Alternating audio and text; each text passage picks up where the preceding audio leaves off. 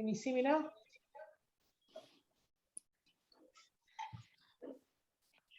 Okay. Good morning, good afternoon, and good evening.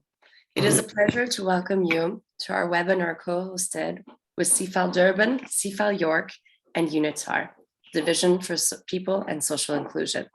Today's webinar is entitled Social Development and Homelessness on a Global Level, SDG 11, Human Settlements, Resilient, Safe, and Inclusive Cities.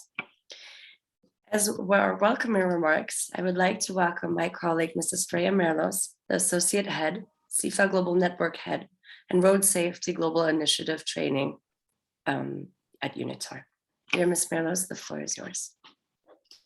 Thank you, Ms. Kent, and it is a distinct honor to open this webinar and welcome also our distinguished panelists and also Madam Deputy Mayor Diana Horsok into this timely conversation, and our distinguished guests and host as well. This is quite a special occasion as well, as we host this webinar together with our two CIFAL training centers, the International Training Center for Authorities and Leaders in Canada, in the York region, CIFAL York, but also our CIFAL Center in Durban, in the eThekwini Municipality in South Africa.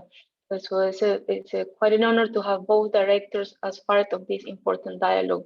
And of course, Ms. Ann Watson, welcome, the Executive Director of the IN from what they called, also from the York region, and Dr. John Ecker, a Senior Researcher from the Canadian Observatory on Homeless and Research Manager at the MAP Center for Urban Health, also in Toronto. For UNITAR, it is a privilege to host this discussion on a topic that is a global challenge, highly prevalent in many cities across the world. We will hear today two experiences in Durban, in South Africa, and also in Toronto, on how different organizations following a multi-stakeholder approach are tackling this very challenge. We will also share insights as to how, for instance, in the city of Durban, homeless persons are being vaccinated, for instance, in the context of the COVID pandemic, which is remarkable, the effort done by the city in this regard, but also what other frameworks or policies and programs are being implemented, by the York region to address this phenomenon. And I simply want to say that having access to housing that is adequate, affordable, and that ensures privacy is a human right. And that's why for UNITAR, this is an important dialogue, and our main goal is to bring ideas and exchange best practices on how this can be tackled at the city level and in partnership with the academia, NGOs, the private sector, and international organizations going forward. So thank you to our panelists for being part of this discussion. Welcome to our CIFAL centers to this event. And without further ado, I will pass to you, Julia, to start the dialogue. And we hope that you find this enriching and that we can also find ways to collaborate on this so important and relevant topic. Thank you, Julia. Thank you so very much, Estrella, for your welcoming remarks. And without further ado, I will be today's moderator for the event. So without further ado, I would like to welcome our panelists. And first and foremost, Her Excellency Ms. Diana Horsok, the Deputy Mayor of the eThekwini Municipality of the City of Durban in South Africa. Ms. Diana Horsok, the floor is yours.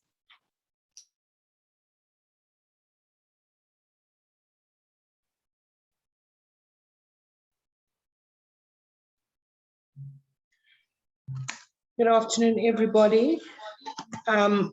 At the onset, let me apologize on behalf of the Mayor of the eThekwini Municipality He's unfortunately on another engagement, so I will fill in for him, but he sends his apologies and he says welcome deliberations, and he hopes that our relationships are further long-standing. Having said that, we'd like to take this opportunity to welcome our moderator, Ms. Estrella Merlos, Associate Head CIFAL Global Network and Head Road Safety Global Training Initiative. Her Worship, the Mayor of Umgungundlovu District Municipality and Chairperson of the South African Local Government Association, Councillor Tubekile Mapamulu. Mr. Alex Major, Director, Division for People and Social Inclusion, UNITAR. Ms. Anne Watson, Executive Director, in from the cold York region.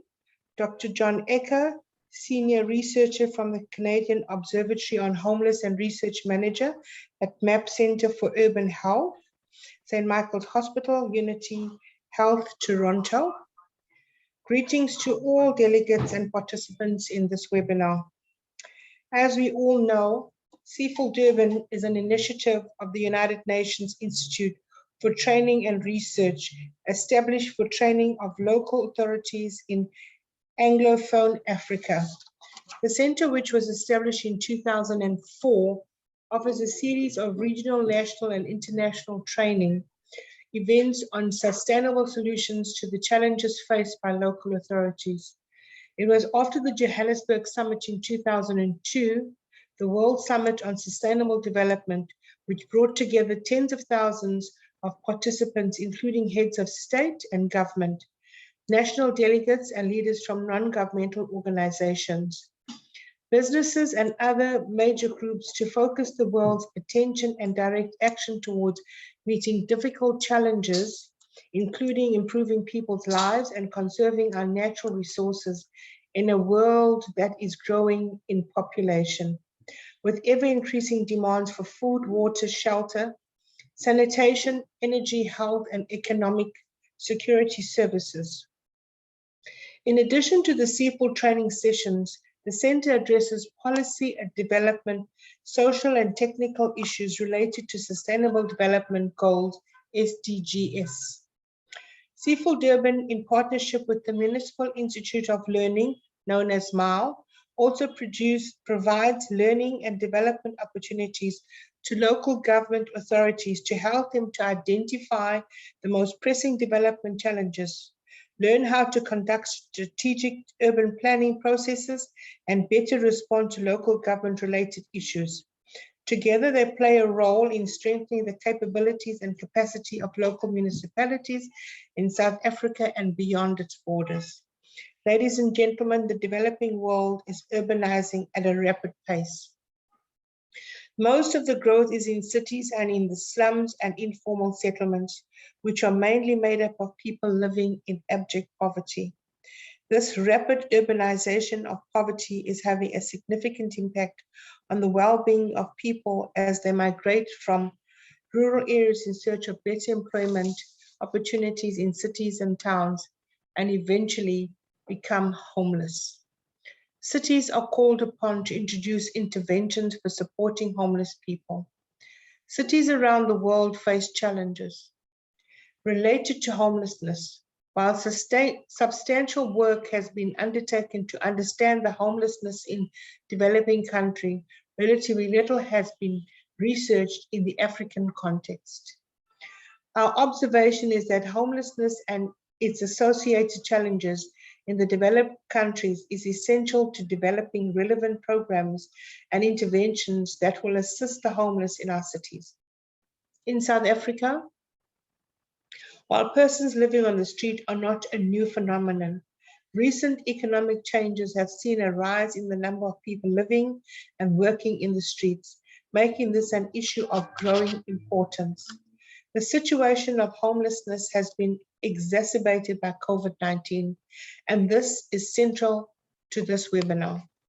We wish we had time to share with you a contextualized understanding of homelessness and to quantify some of the causes, challenges, needs, and outcomes associated with street and shelter living in Durban and surrounding areas.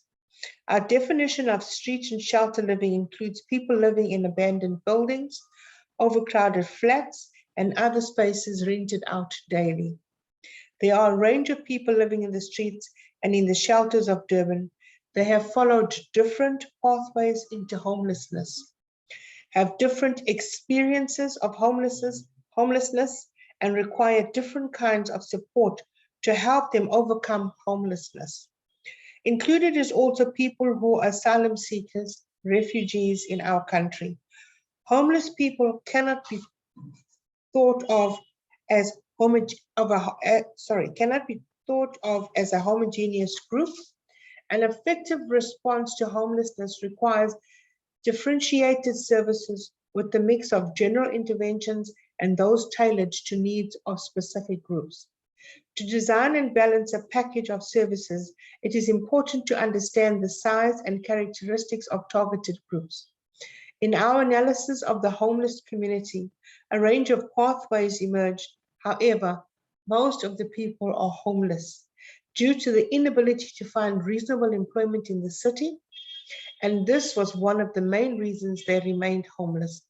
Reasons for ending up on the street differ by group. The recognition that there are multiple contributing factors shaping individuals' pathways is particularly important for policy development and support services aimed at promoting pathways out of homelessness. It was typically not be possible to help an individual out of homelessness by addressing one factor in isolation without considering other contributing causes. Our findings on the multiple causes are echoed in the literature which has identified numerous factors that place people at risk of becoming homeless. These include being victims of interpersonal violence and abuse, personal and family substance abuse, prior experiences of living on the street, mental health issues, extreme poverty, and the family disintegration. As eThekwini Municipality, we are interested in understanding how street and shelter living individuals experience and survive on the often intimidating and dangerous streets. The focus should be on their experiences and challenges associated with making a living. Living conditions and access to amenities, experiences of violence and intimidation, and health and well-being.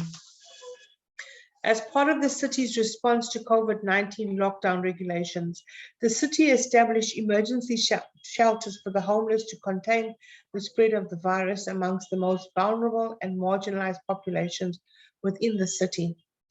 To provide holistic services that enhance physical, psychological, spiritual, and emotional well-being, the homeless sites have been exposed to different activities provided by provincial departments, municipal departments, and non-governmental organizations. Several stakeholders expressed an interest to assist homeless people by providing various programs. Most of these organizations have been working with the homeless on the street prior to the lockdown. They saw an extended opportunity to further partner with the municipality and facilitate their programs. All COVID protocols and regulations as stipulated by government were observed and adhered to. The programs are now operational and provide a need and intervention to help manage COVID-19 amongst the homeless. A series of meetings were held with the residents and communities concerning some of the interventions that had an impact on the surrounding areas. Despite the interventions, some challenges remain unresolved. Some homeless people have gone back on the streets due to mainly drug use and addiction. There is also a lack of adequate space to accommodate homelessness-related projects and programs in the city. Some homeless people still refuse to reunite with their families. One other challenge has been the lack of resources such as PPEs. In certain instances, some homeless people refuse assistance due to mental illness causes. The city has taken transdisciplinary and innovative response to the most vulnerable during COVID-19, and has been the recipient of a few prestigious awards, including the 2020-2021 HSRC/USAF Medal for outstanding contributions by the social sciences and humanities in response to COVID-19. Our interventions have their roots in our vision of being the most caring and livable city in Africa by 2030. The holistic response of eThekwini to the homeless during lockdown has led to a general view that Durban was the city led in the country in responding to the needs of the homeless population during the pandemic. Being compassionate, observing, and respecting human rights as a universal principle made Durban as a remarkable city globally. We immersed ourselves using evidence-based, globally recognized interventions. We are likely to become a model for cities throughout the continent. Our interventions have been an excellent example of local government working collaboratively with all stakeholders and interested parties. There are several activities that are underway that are required to ensure sustainability of our programs in the medium to long term.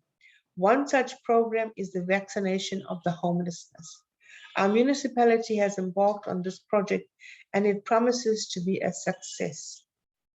Other COVID-19 response projects include the establishment of shelter for women, the strollers, safe sleeping spaces for men within the inner city, harm reduction center at Belhaven, a non-profit company to assist the city to deal with the homelessness and related social ills, drop-in centers to address immediate needs of homeless such as feeding, clothing, coordinated and ad hoc feeding schemes that were sprawling across the city to feed at drop-in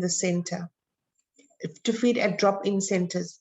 Research on homelessness in the city as well as a council-approved social development strategy. In conclusion, thank you once again for offering us an opportunity to co-host and present in this webinar on social development and homelessness on a global level. As a response to Sustainable Development Goal 11, human settlements, resilience, safe and inclusive cities. The object of this webinar is clear to raise awareness within the Sustainable Development Agenda and to encourage stakeholders around the globe to take formal steps to deal with challenges facing homelessness. Homelessness is indeed a global phenomenon that is highly prevalent in many cities across the world. Back home, there has been several programs directed at homelessness in the city of Durban, known as City of eThekwini. It is always beneficial to share experiences around this global phenomenon. COVID-19 pandemic has affected us in all walks of life. Tragedies have a particular structure. The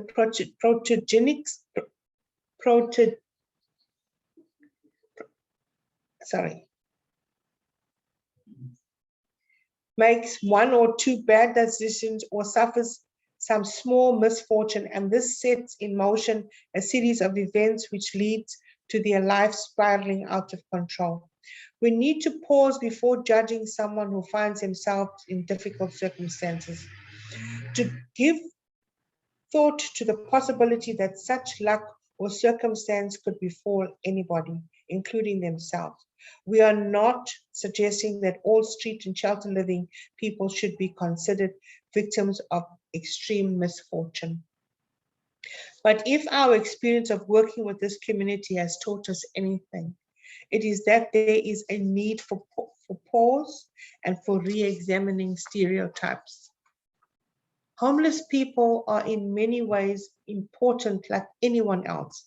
Like all of us, they live complicated lives, have made some good decisions and some bad ones, have tried to do right, but often ended up doing wrong, while sharing common characteristics with everyone else and each other. Their current situations varied in important ways. The stereotypes hold for some, but not for all. We need to change the narrative at the public and administrative level. If at all levels we see those living on the street and in shelters for the varied groups of individuals that they are, who, while they may be down on the luck and are still deserving of common respect and must be treated with dignity, existing negative responses would not be tolerated.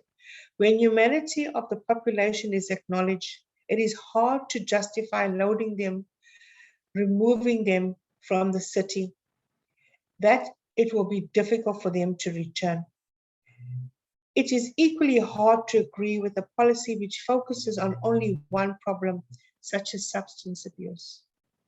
A more understanding and humane narrative can push us towards more appropriate and respectful interventions. We hope that by sharing the deeper understanding we have gained through this webinar, those who with the skills and power to find solutions will be better supported to do so. Durban is our city. We love it. Thank you for listening.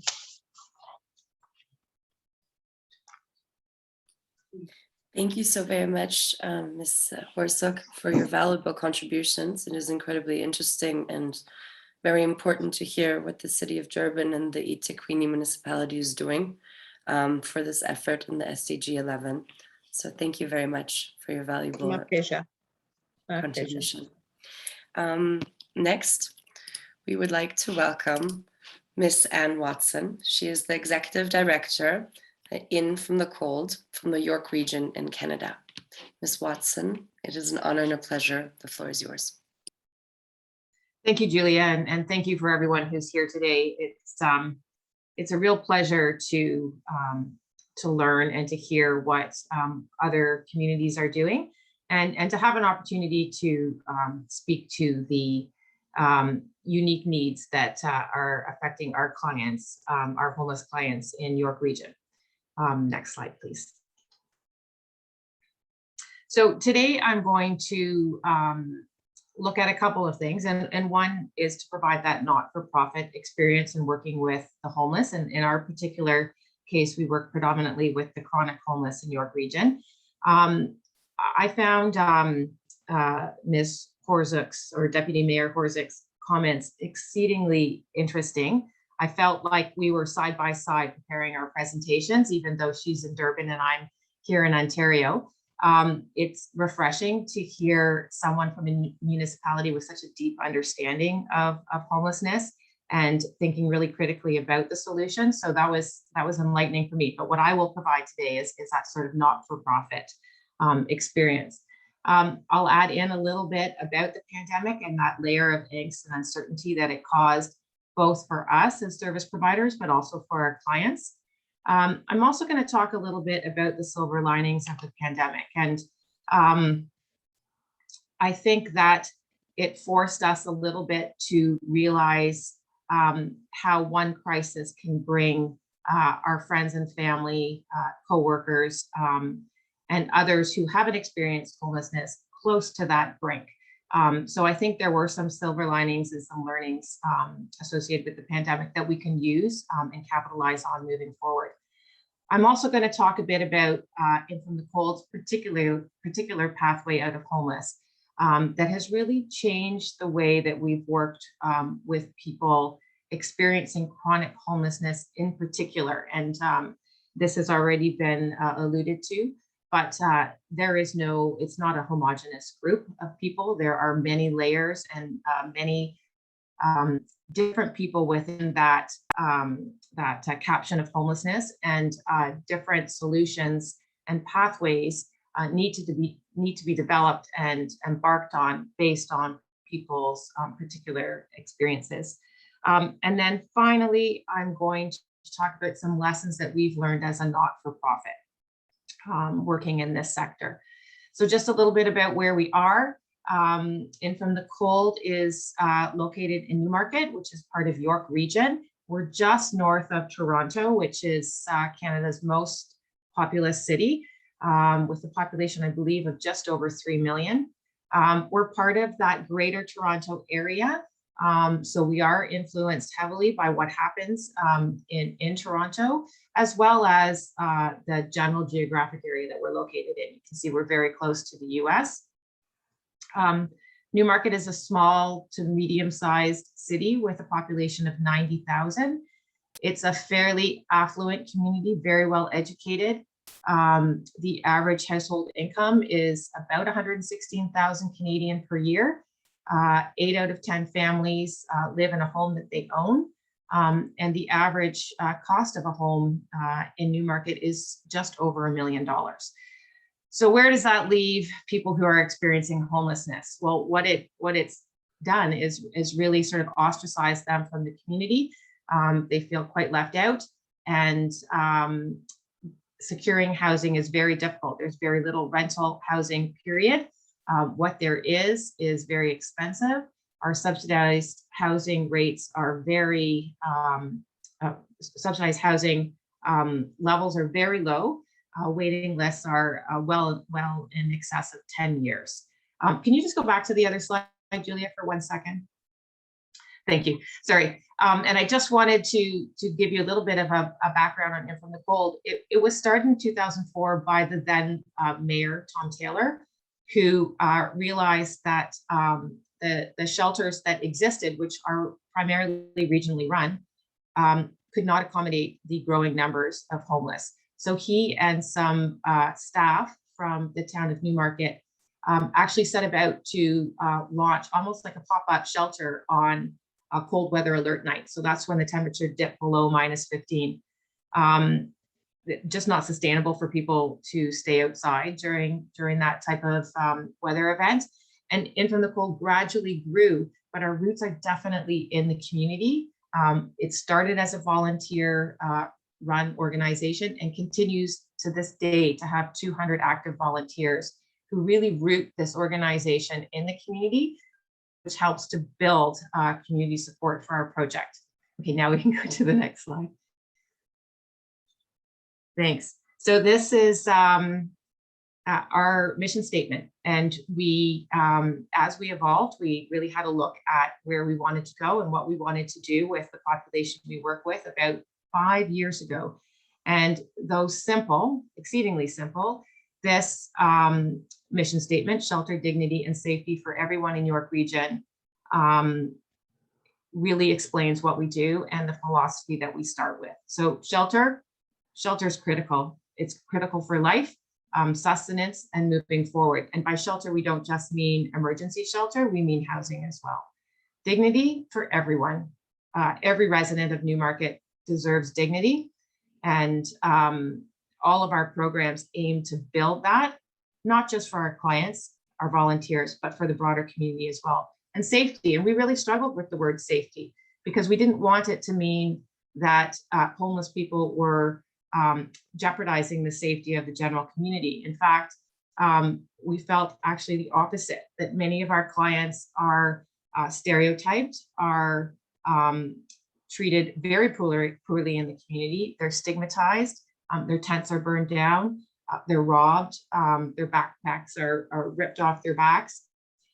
So we wanted to ensure that both our clients were safe, but that the general community felt safe having us in their community as well. I just want to bring your attention to this slide actually, and the background. The background is a mural that was done in our drop-by program recently. And I want to bring your attention to one of the comments that you can't really see. I'm sorry that the image isn't so clear. This was a very big mural that people did. And this is one of the ways that we get at understanding our client group, because we consider them the subject experts on homelessness, and how we get at designing our programs, and we do take a co-design perspective, is to encourage feedback loops that fit with their culture, and art is a really key element of that. So under one of the 7 lovely logics is to make peace with your past so that it doesn't upset your present. And I think that is really something that resonates with everybody and underpins the process that we have undertaken to move people out of homelessness. Okay, the next slide, please. One of the things that's really critical in building community is, particularly around this community, is to challenge those stereotypes that Deputy Mayor Borzuk pointed out. Stigmatization and stereotypes do not help. And I think one of the silver linings possibly of this pandemic is that we've seen friends and family come to that brink of losing everything. We've seen family members who have become ill. We may have friends and colleagues who have passed away. I have a brother who lost his business. We've all seen, just layer on that, the mental health stresses that the pandemic has forced upon us. And we realize that our clients deal with this kind of stress every day, and they have dealt with this kind of trauma their entire lives.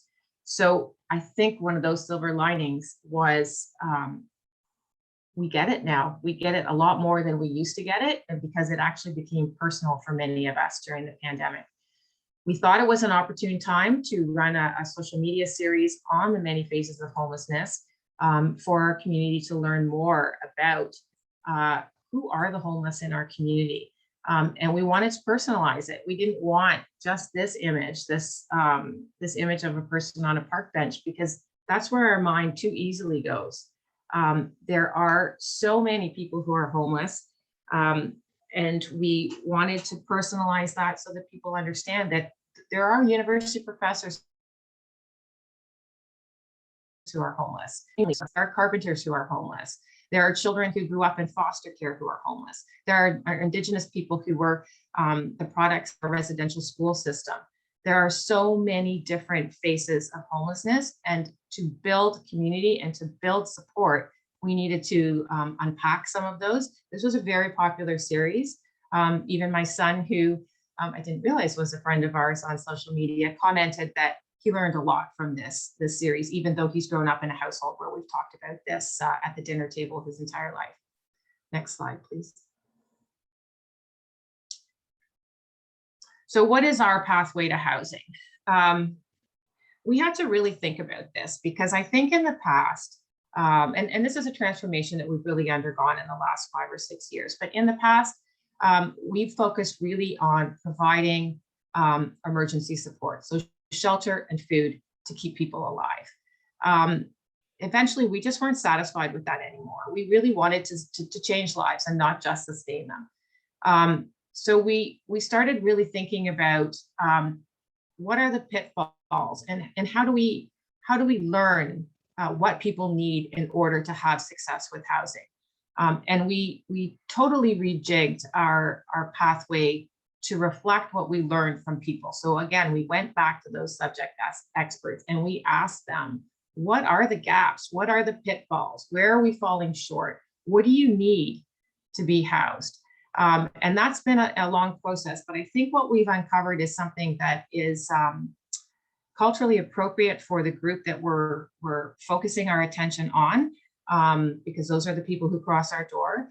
And it starts with believing in the potential of every single person who walks through our door, and wanting to be their partner on their journeys out of homelessness, and figuring out individual and unique pathways that they uncovered, and then we support them in moving forward. Again, keeping that strong focus on volunteerism and community building, being part of the community, inviting the community to be part of the solution, so that there isn't this other versus community sentiment, and having 200 active volunteers who then go out into the community and share their experience with their work, their social networks, their family, only helps to strengthen our message. Our programming had to meet people where they were at, and provide a continuum of services and programs that help to find that spark, that spark for stability, that spark that many of them did not have because they had never experienced stability.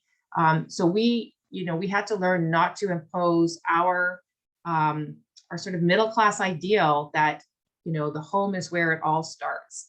And we, you know, that middle-class value comes from growing up in that background and knowing how we grow to rely on the stability of home and the stability of those people that we surround ourselves with. If you've never had that, then plopping somebody into a home and expecting that they're going to be able to maintain that is not going to work. And unfortunately, we've seen a lot of recidivism with programs like Housing First that provided the home, but the support wasn't adequate enough for this population to remain housed. And unfortunately, we saw a lot of recidivism back into the shelter. So we tried to get at that small gap, which had huge consequences, to try and address finding that spark so that people wanted housing, they were ready for housing, they felt worthy of housing, and they could maintain it. So we decided that there is not one size fits all solution, and that we had to be creative in finding what worked with this population. And it's not about fixing people. We work with remarkable people. They're intelligent, they're funny, they're kind, and they're incredibly resilient to have survived this long, coming out of some of the situations that they've come out of. So we developed a program, or we adapted a program to work with people who are homeless, called Getting Ahead in a Just Getting By World. And that program really focused on sort of some of the personal constraints or issues that led an individual to becoming homeless, but also invited them to explore what are some of the structural issues that kept them there, or that didn't address their issues soon enough so that they didn't become homeless. And gradually, the people in that program come up with their own roadmap out of homelessness. Friendship Circles is for those graduates where they're matched with mentors from the community who keep them on track. Our In Team is a social enterprise that addresses that income gap, right? And that need to have meaningful work every day to wake up to, so that your day has meaning. So we created a social enterprise that is employing our clients to get out there in the community. All of those things build towards a desire to be housed. And then once that desire is there, then we've got a housing worker. We have a Stability Now transitional housing program, which we are hoping to expand shortly. We're busy trying to develop more transitional housing. And then our most recent program is a head lease program called Please Come In, where we are that intermediary between the landlord and our clients to help secure housing on the open rental market, which unfortunately is the market that we have to focus on. Next slide, please. So this is just the entry points where we usually see people come for the first time to our drop by, and they're often people who are unsheltered. We build trust, we make relationships, and people often will then come into our emergency shelter. Once they're in the emergency shelter, they start to stabilize a little bit, and they become enthusiastic about our Getting Ahead in a Just Getting By World program, and start really looking at their experience. They start building a community with others who have experienced the same thing. They know they're not alone anymore. And that's one of the big issues in North America, is that it is a fairly affluent community compared to other parts of the world. And people who are poor, people who grew up in intergenerational poverty, they try to hide that fact. There isn't a sense of community around that experience. They don't sit around the table and laugh about their experiences growing up like they do in many countries, where there is that shared kinship around poverty and feeling like a part of a movement or a group of people that is actually the majority. So that program actually builds that sense of community amongst each other and a support network that they do rely on moving forward. After that program, they can move into our in-team employment social enterprise. which has filled a niche in the community doing odd jobs that it's very difficult for people to get these days. It's really difficult to find tradespeople in York region. So they fill a need that the community is looking for, and they're getting employment training, they're getting an employment reference, and they're earning income. They move then into our Stability Now Transitional Housing Program, where they learn to be a great tenant, and they learn to be a great roommate as well, because many of our clients have to move into co-living situations. Once they're housed, they move back into our drop-by. That's their social connection. That's where they keep connected to the inn and their support network. And they encourage other people who are just coming in to complete that cycle. Next slide, please. So this is what this is our trifecta programs that filled that gap that, the Housing First programs for the chronically homeless seem to fall short. These are the programs that develop the spark, that desire for stability, that desire to seek out housing, and the ability to maintain it and maintain it over time and reduce recidivism back into the shelter. Next slide, please. So I think it's really important to humanize homelessness and not to other people. This is Marvin, and Marvin had been homeless for quite a while before he came to In From the Cold. He went through that cycle of programming, and he has been housed for well over a year now, even though the house that he was renting in was sold and he had to move. But he had that desire to stay housed. He did not want to go back into the shelter. Though Marvin at first was a little bit nervous about having his picture taken and being a success story on our social media, the first thing he did after this was posted was come in and say, do you know how many people have bought me a free coffee after you posted that? And people have said, well done. Like, we're so impressed with what you've gone through and what you've achieved. So I think we need to celebrate, and we need to humanize and put a face to people who are homeless. Next slide, please. Dwayne, another example of someone who, very complicated and difficult upbringing, but stayed in our shelter. He is not housed, but he works in he's gone through our programming. He works for the in-team. He's an in-team member. And in-team members are earning between $90 and $800 a month, which often makes the difference between being homeless and being housed. Next slide, please.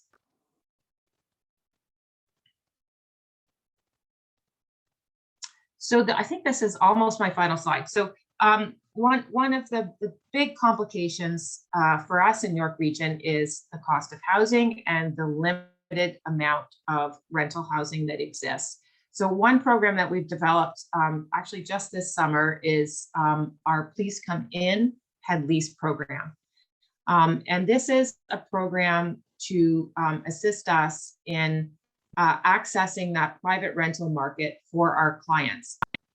So basically, we become the head, the leasee with the landlord, and then we would sublet the unit or the rooms in the unit to our clients. So we become, we take on that position of responsibility between the landlord and the tenant. So we're making it possible for the landlord to take a risk for our clients, because our clients just cannot compete. They don't have landlord references. They often don't have employment references, and that market is so tight that in order for this, for them to get housing in the rental market, we really feel like we have to enter this this realm and pursue this. So we are working with real estate agent who does a lot of commercial leasing, residential and commercial leasing. So we are going to leverage our relationship with him, his relationship with us, and our relationship with our clients to really push and move forward on the housing front. And then I think it's the last slide. Yeah, so lessons learned. I think this is maybe the most important, and I thought a lot about these things, and I probably could have listed 16 lessons, but we'll sort of encapsulate them into these 8. But, you know, there is really no one size fits all pathway to housing, and you need to understand the unique group that you work with in order to create the pathway and fill the gaps that exist to getting people housed. And co-design really works. Seek out an understanding of people's experience in order to develop programs that work, and build in opportunities for them to co-facilitate, to co-lead, to really offer their feedback into making the program better, and learn from your mistakes. We made a huge one recently. Remember, it's not about what we want or what we want people to want, it's what they want. And the best way to get at that is to really understand the importance of co-design and the importance of listening. So strive to create that desire for stability and celebrate every single success, every birthday, every apartment that's secured, every 6 months or 1 year that someone remains in that housing. A lot of these people missed out on those celebrations. Yeah, they probably didn't have graduation parties or birthday parties or even holiday parties, right? So celebrate all of those opportunities and create that intentional community of support. Let people know they're not alone, that they're an integral part of the community, and bring the community in to express that support as well. Say thank you to your volunteers and partners. I can be a little bit remiss in that. I put my head down and I work, but I'm reminded all the time that I need to. And every time I thank somebody, what we get in return is 10 times that thank you. And I'm reminded by our clients as well to thank our volunteers often. They'll point out that, you know, I'm sure these volunteers have something else to do on Thursday night other than sitting here and playing chess with me. They're probably hearing things that are outside their comfort zone, so please make sure you take care of them. And I think finally, don't wait for affordable housing to appear. Go for it. Create opportunities with what you have, and just keep striving to create places for people to go and partnering with them on their journeys out of homelessness. That's it. Thank you.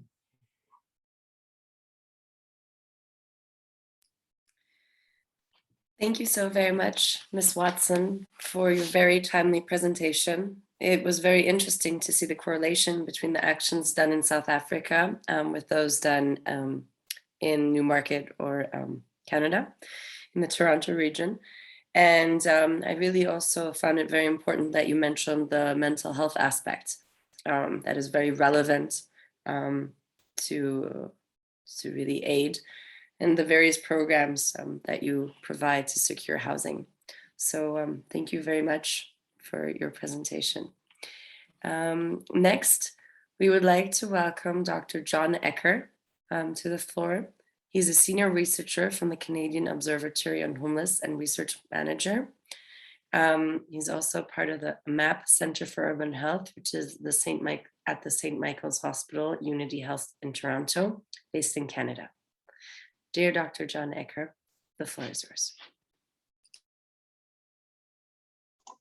Thank you so much. And thank you for the opportunity to present today and for all the attendees that are watching right now.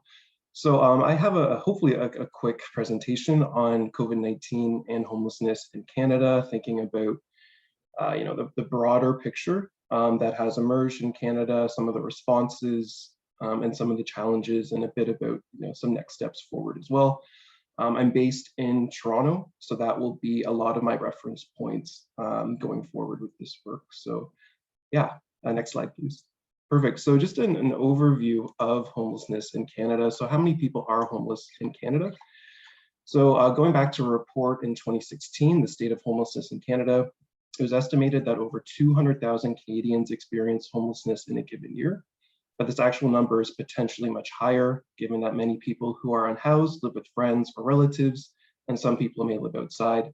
and do not come into contact with the emergency shelter system. When considering how to support people experiencing homelessness, the system is largely focused on crisis-based responses such as emergency shelters and drop-in programs. These support systems are vital, but they often operate or can operate in crowded, congregate shared settings. This proved to be very challenging during the COVID-19 pandemic. Next slide, please. And next one, please. Perfect. So was Canada's homelessness sector prepared? So based upon a briefing note from the Canadian Network for the Health and Housing of People Experiencing Homelessness, it was reported that there were no national standards for outbreak management or pandemic response in the homelessness serving sector in Canada at the time of the start of the COVID-19 pandemic. This is despite the homelessness sector working through previous epidemics, such as SARS and H1N1, and recurrent outbreaks of influenza in emergency shelter settings.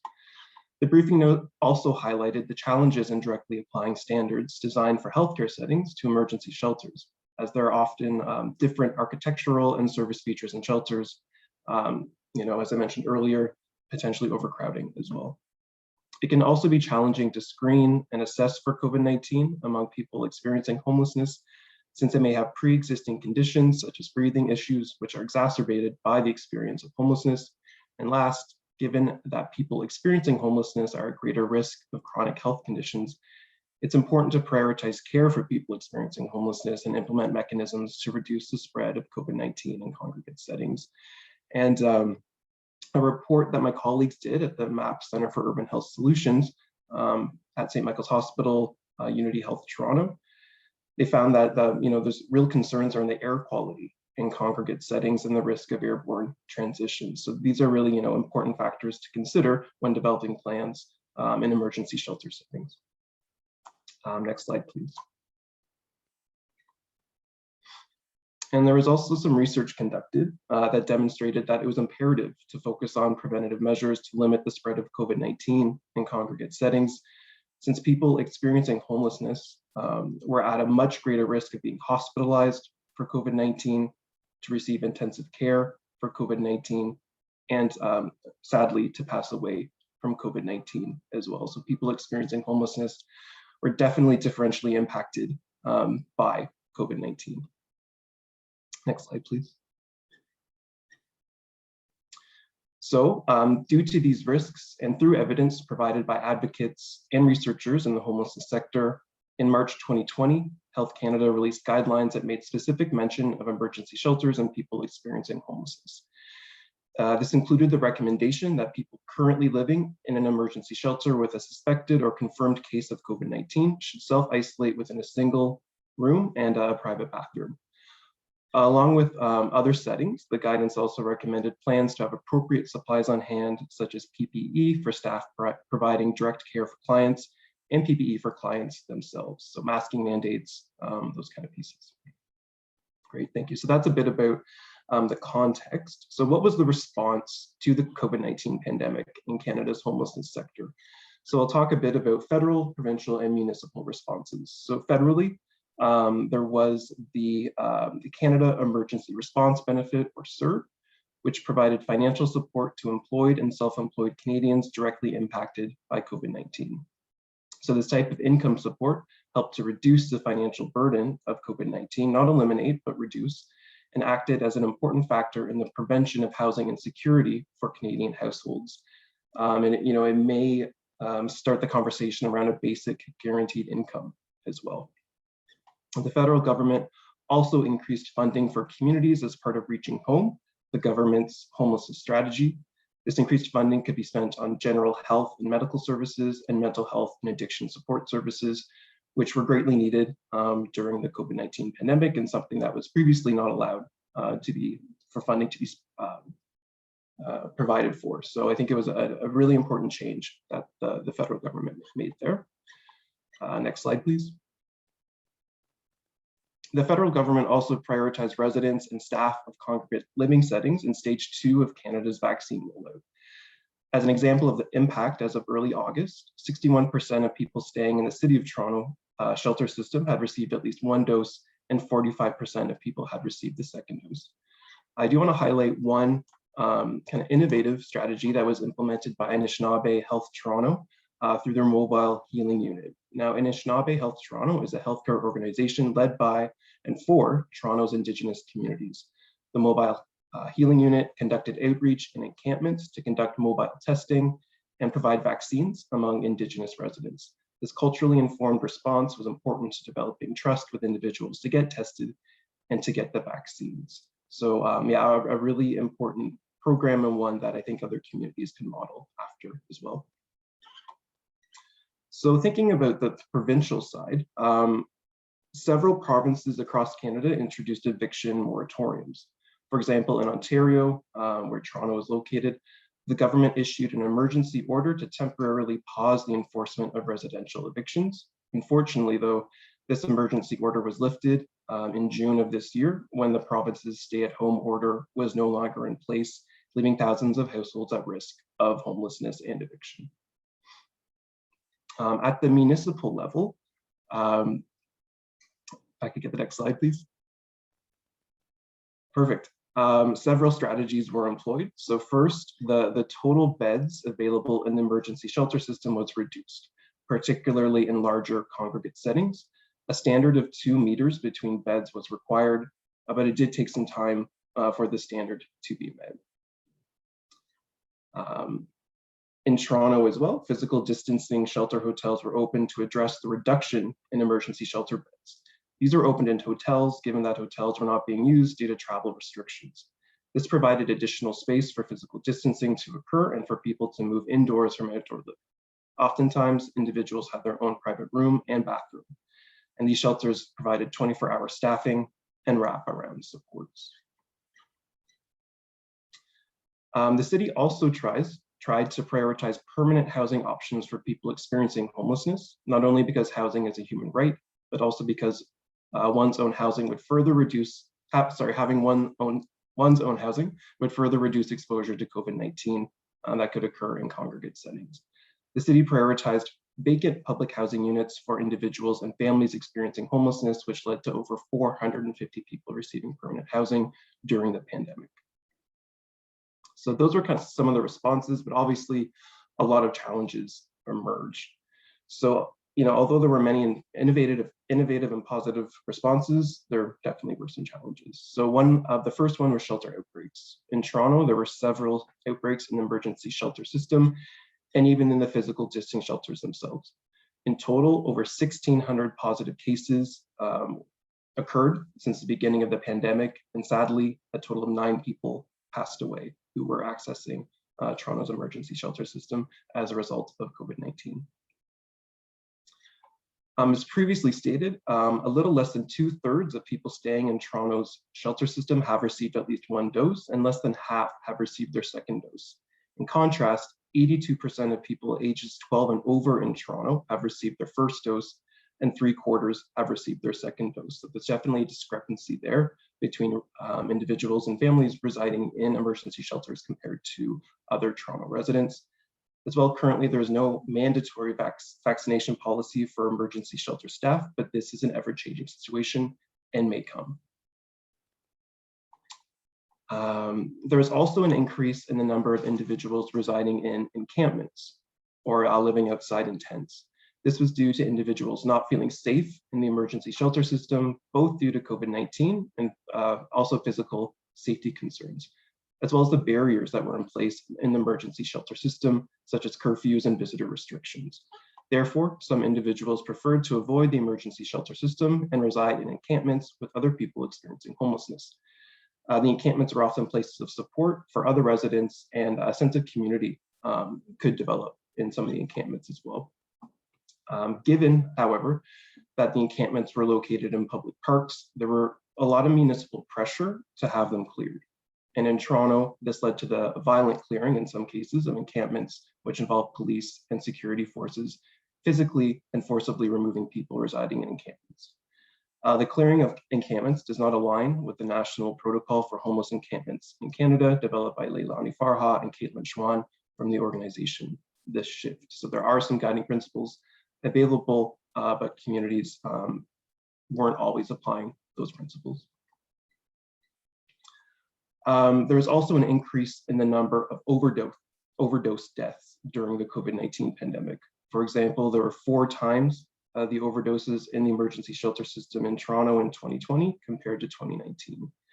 This increase was related to Canada's ongoing opioid crisis and the poison drug supply, as well as concerns over people using drugs alone in their room in the physical distancing shelter hotels. Another challenge that emerged was the reduction in the number of places people experiencing homelessness could access, both formal and informal spaces.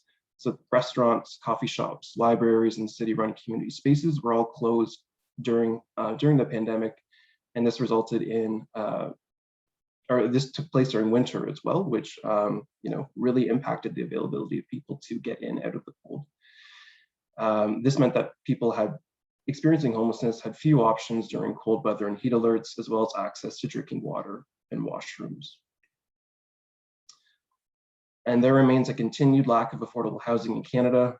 In Toronto, for example, there are currently 78,177 households on the list for social housing, and our average 1-bedroom rental cost is $1,855. That's in Canadian funds, which greatly kind of is much higher than what our average incomes are. And lastly, there's also a huge impact on staff. So this included difficulty in retaining staff, ensuring that staff were protected from COVID-19 themselves, and staff burnout due to the demands of the pandemic. One study I was involved in found that most service providers in the homelessness sector reported a decline in their mental health during the pandemic. So those are some of the challenges that the sector was really facing. But there's always have to end on an optimistic kind of tone. So thinking about where to go from here, steps for recovery. There have been several plans that have been developed by the City of Toronto in partnership with the United Way.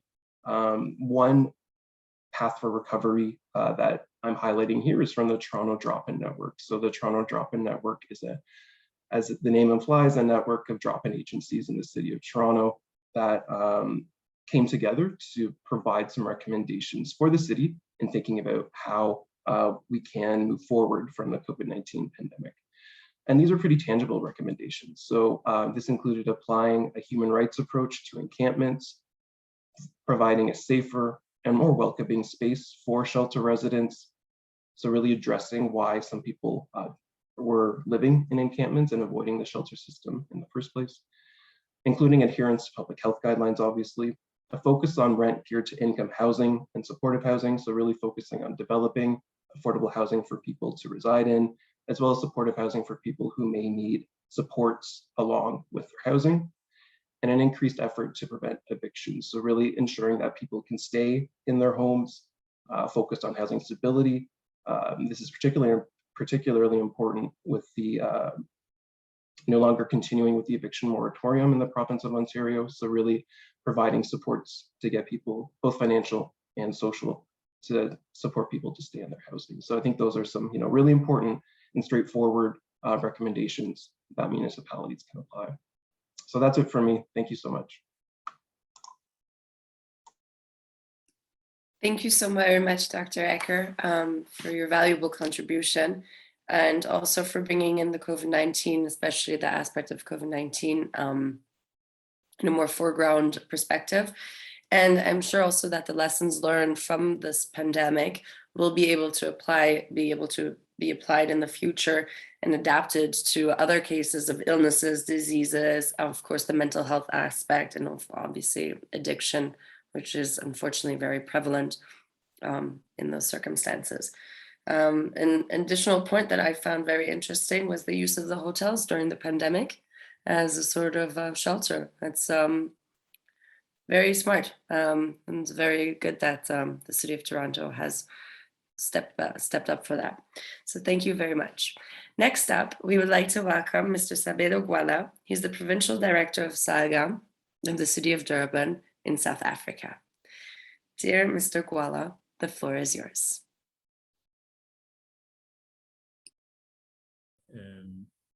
Thank you very much. My apologies for any breakage that might occur due to the gadget that we are using. I did submit a speech that our political representation was going to make, but I'm not really a speech person, so I'll just take you through some of the issues that she raises. First of all, dealing with the context in terms of how COVID-19 has affected the municipalities in KwaZulu-Natal specifically, but South Africa in general. And then also the concerns that then emerge from a governance point of view. Some of these have been raised already, and just a few recommendations that we could probably consider as well. COVID-19 in South Africa is quite a unique impact in the sense that South Africa is one of the most unequal societies in the world. And one of the challenges that an unequal society, which is also an open economy, has is that you start feeling the effects long before the actual pandemic arrives. I mean, the IMF notes that a 1% decline in South Africa's economy leads, in China's economy rather, leads to a 0.2% reduction in South Africa's economy. That tells you already that long before the pandemic actually reached our shores, we were already feeling the effects from an economic point of view. What we also noted was, because of the lack of preparedness of our health system, the pandemic response became a health response initially, and the social and economic aspects arrived at a later stage. Some of these we are tweaking along the way, so one cannot say South Africa's response has been uniform. It would be a health response in the beginning, and then later on, the president would initiate other initiatives which are important to also consider. When we look at the capacity of South Africa's economy to withstand and provide social relief, that is where we really find that we were constrained. South Africa's debt to GDP never actually declined post 2008 economic crisis.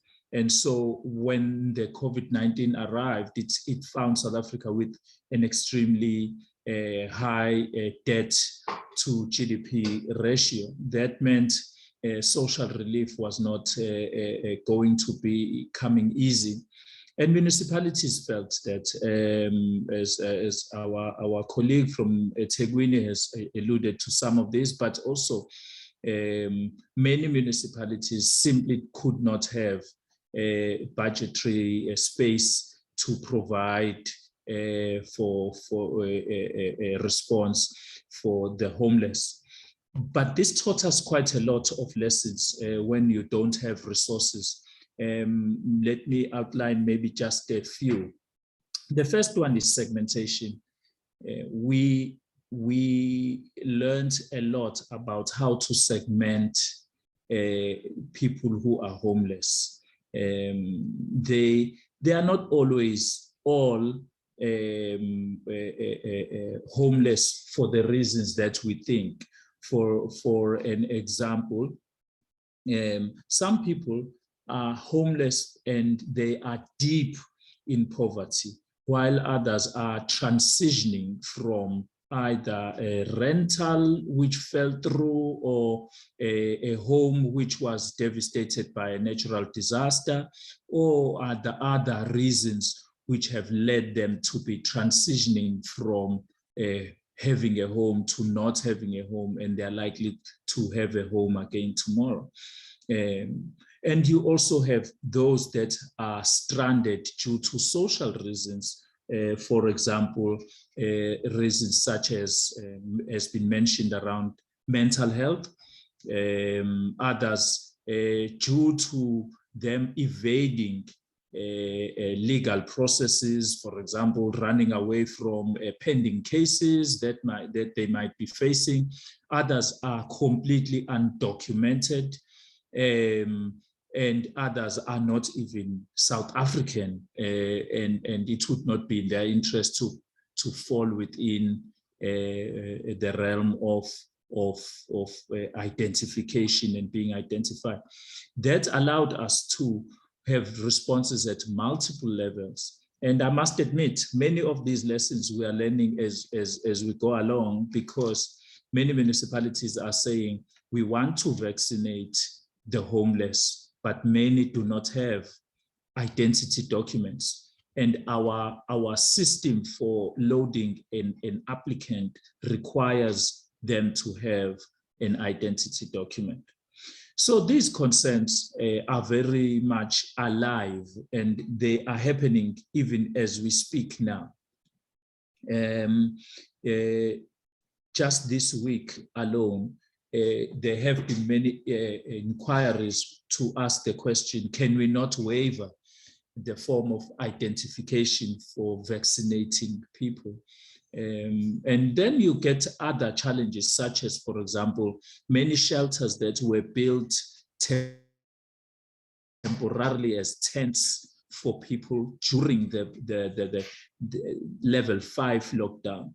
Much of it now is just tents that have ended up being donations, and those people are not necessarily in a shelter, a formal shelter now. They're just living in those tents and making the best means that they can.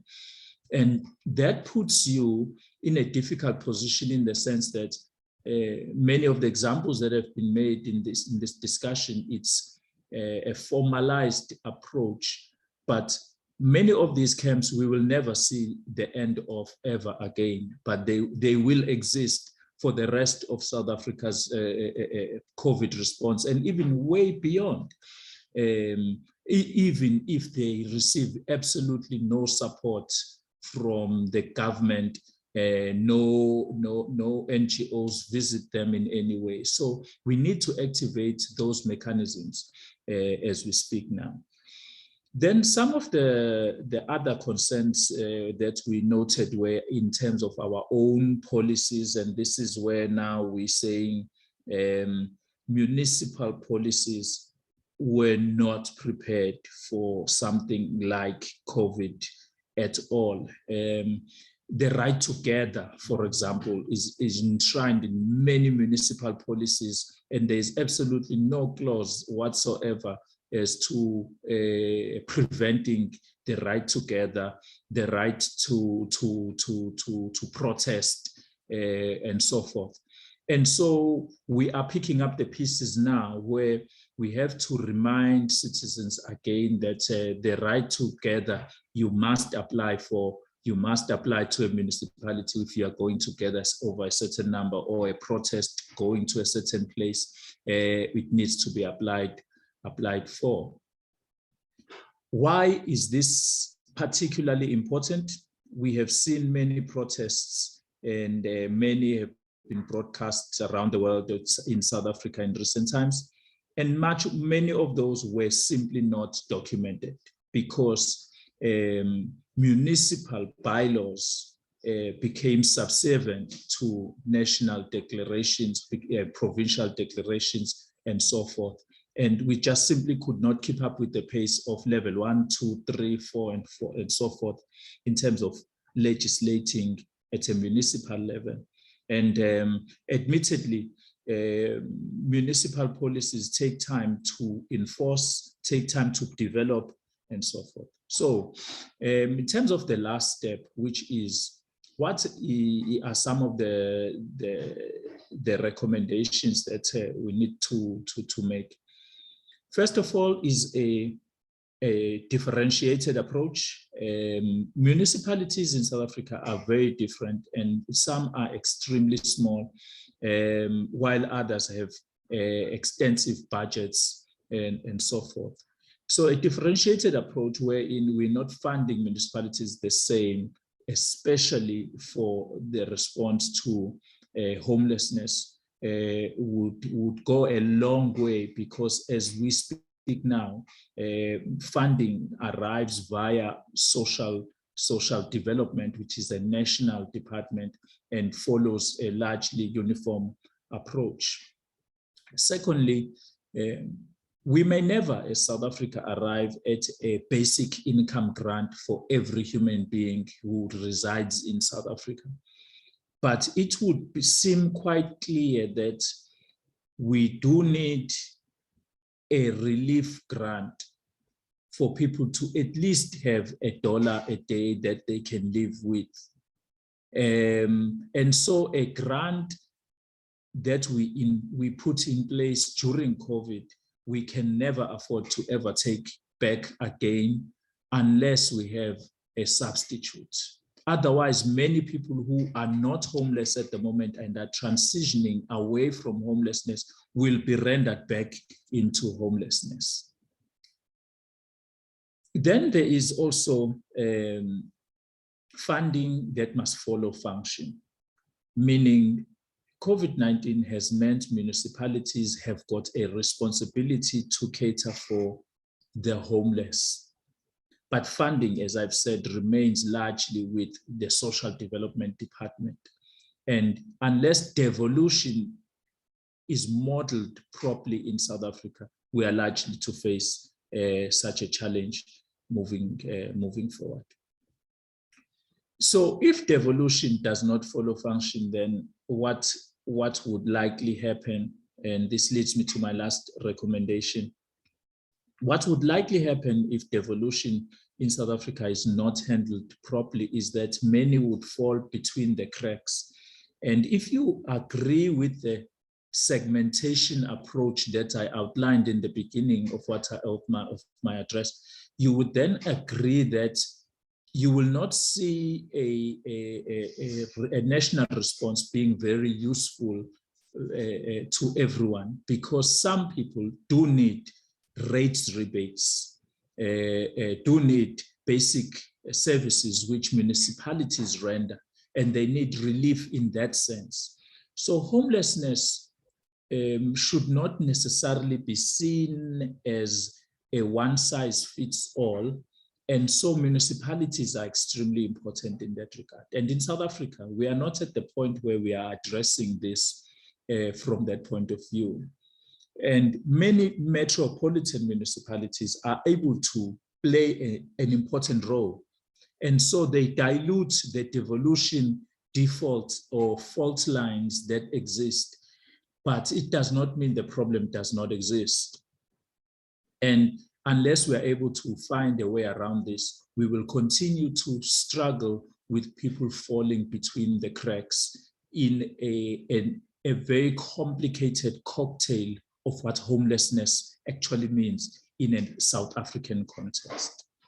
Let me end there and thank you for allowing us to make this particular address. We will provide a written response, like I said, which our chairperson had prepared. Thank you very much.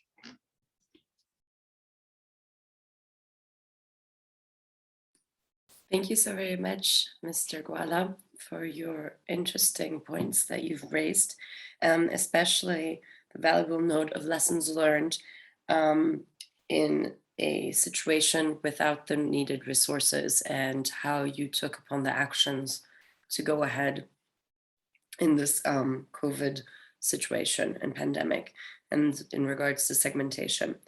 Another point that you made, which really did mark me as well, was the whole entire vaccination trouble for all those individuals who do not have an actual personal identification card or method, which is a very valid point to keep in consideration. So thank you very much for bringing on also another part of a South African experience in this regard. So thank you very much to all of our panelists. This resumes our presentations of our panelists. And we have had some very interesting questions in our Q&A function. Some of these have been already addressed via the written answered function. And I invite you to, if you have any other further questions, please do reach out to us and we will gladly answer these, to forward them to our panelists and who can also provide us with more information and background. To everybody here today, and also for those who were not with us during our live streamed event, this event has been recorded and will be posted on our YouTube channel, and it will also be shared with everybody who has been registered today. So without further ado, I would like to thank everybody, our panelists, my colleagues, and also our valuable attendees for your presence today and contributions. And I wish you a wonderful either rest of your day or morning. Thank you so very much again. Bye-bye.